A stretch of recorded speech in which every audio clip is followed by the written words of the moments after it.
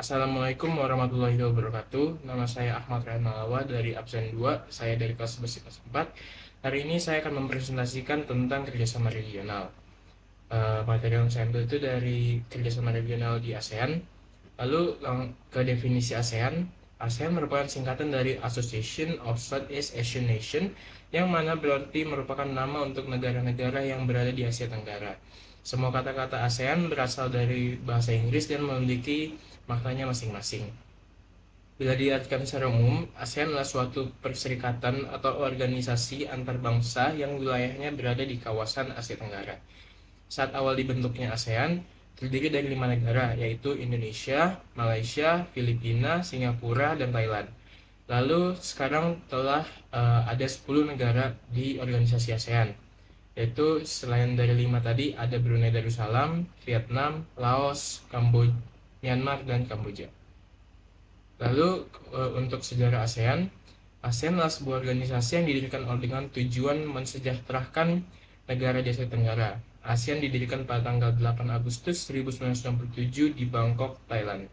Negara yang menjadi founding fathers atau pendiri dari ASEAN yakini 5 negara tersebut, yaitu Indonesia, Malaysia, Filipina, Singapura, dan Thailand.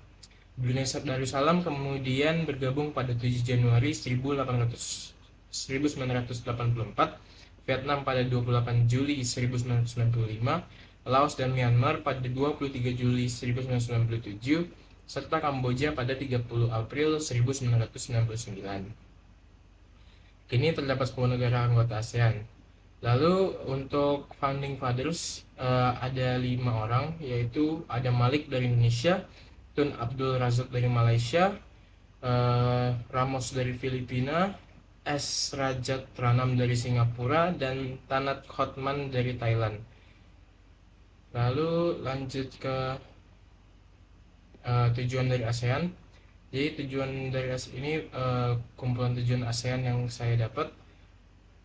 Jadi ada mempercepat pertumbuhan ekonomi, kemajuan sosial, serta pengembangan kebudayaan di wilayah Asia Tenggara, lalu meningkatkan perdamaian dan stabilitas yang dilakukan dengan jalan saling menghormati keadilan, lalu ada peningkatan kerjasama yang aktif serta saling bantu-membantu di antara negara-negara anggota, lalu ada saling bantu-membantu baik itu dalam bidang saran-saran latihan dan juga dalam bidang pendidikan. Lalu ada membina dan menjalin yang lebih efektif dalam rangka meningkatkan hasil pertanian atau industri. Lalu meningkatkan kualitas ilmu pengetahuan di antara negara-negara anggota. Lalu memelihara kerjasama yang erat dengan organisasi internasional maupun regional lainnya. Lalu ada prinsip-prinsip dari ASEAN. Jadi yang pertama itu ada saling menghormati kemerdekaan, kedaulatan, kesetaraan, keutuhan wilayah, dan identitas nasional semua bangsa.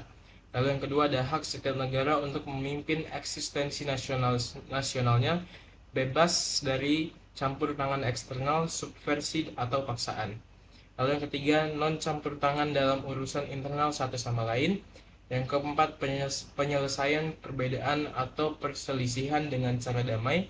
Yang kelima, penolakan ancaman atau penggunaan kekerasan. Lalu yang terakhir, kerjasama yang efektif di antara anggota negara ASEAN.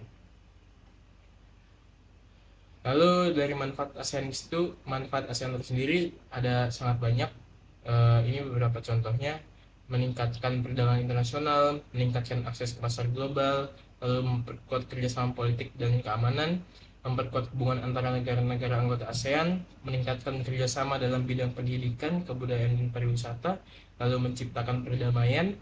Lalu yang ketujuh, terwujudkan sikap saling membantu sesama anggota ASEAN. Lalu yang terakhir, dapat memperjuangkan kepentingan nasional. Sekian presentasi dari saya. Wassalamualaikum warahmatullahi wabarakatuh.